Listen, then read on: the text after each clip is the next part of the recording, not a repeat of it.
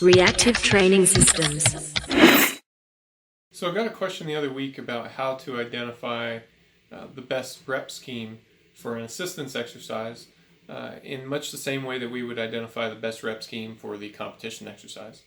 So in case you're not familiar, there's a whole framework of training that we tend to really buy into at RTS called Emerging Strategies. I've done quite a few podcasts on it. We've got a video on our YouTube channel where I explain the nuts and bolts of it and so on. So I think that's probably a great place to start if you're not already familiar with emerging strategies. Now, once you have that framework, and let's say that you're implementing emerging strategies in your training, there's a process that we go through at the end of each development cycle called block review. And we can use the tools on the Reactive Training Systems website to perform that block review. If you're logging your training, you just go to reports and you queue up a block review for that development cycle. The screens on the website will definitely walk you through it. In case you're unaware, the training log on the website is free to use for anybody all the time. The reporting, all the features basically are there for everybody to use. So I don't see a reason why you shouldn't be logging your training there and getting the data insights from it that you can get. So anyway, let's say that you've got these block reviews. One thing that you learn from these block reviews is what set and rep schemes you respond well to. And the meta block review in particular does a good job of showing you where your competition lifts have the best response. So we can show you, we call it a heat map. It's kind of styled after a heat map that attempts to show you in a graphical way what the rep and RPE combinations are that your competition exercise tend to respond best to. So you may learn, hey, actually my bench responds really well to kind of this middle intensity zone where RPE is high and repetitions are kind of moderate to high. Or you may find that you respond really well to heavier work or lower RPE work or whatever.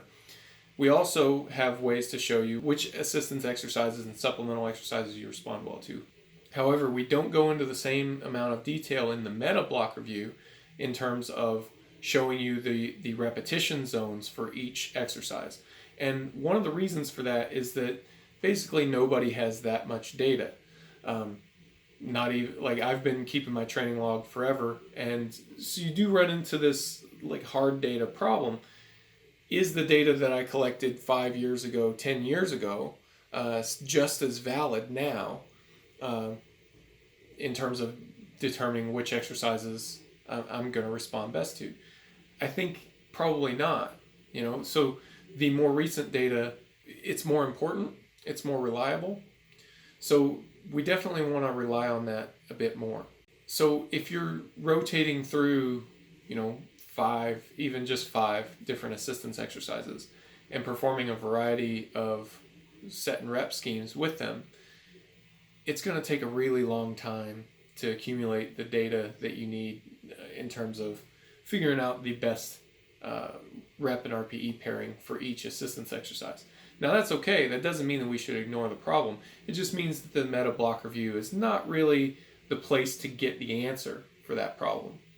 Now, let's say that you're training for a major competition. You want to make sure that you're peaking well. You want to make sure that this is a program that you can depend on, that's going to produce great results for you. What we encourage you to do is to go into this meta block review and figure out which exercises produce the best results for you, which rep and RPE pairings for your competition exercise produce the best results for you. Now, let's say that you've done that and you figured out that you respond really great to deadlifting against bands, and you're wondering how many reps you should train that, what the intensity level is that you should train that movement.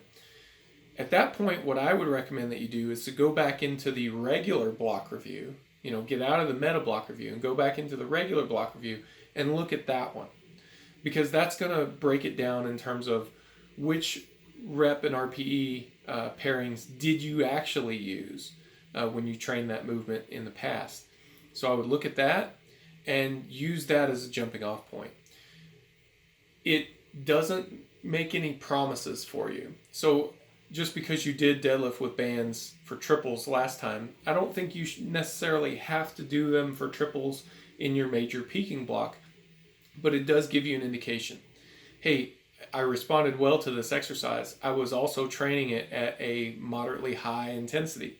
So you don't necessarily want to go hard the other direction if you're trying to come up with a training cycle that you have this firmly justified belief in. So I would stay in that, moderately high intensity range, and I think that's a pretty safe place to be. So that's my recommendation in terms of how to figure out those best rep schemes for those assistance and supplemental exercises. You're just going to want to leverage the regular block review in addition to your meta block review. So hope this was useful for you. Thanks for watching.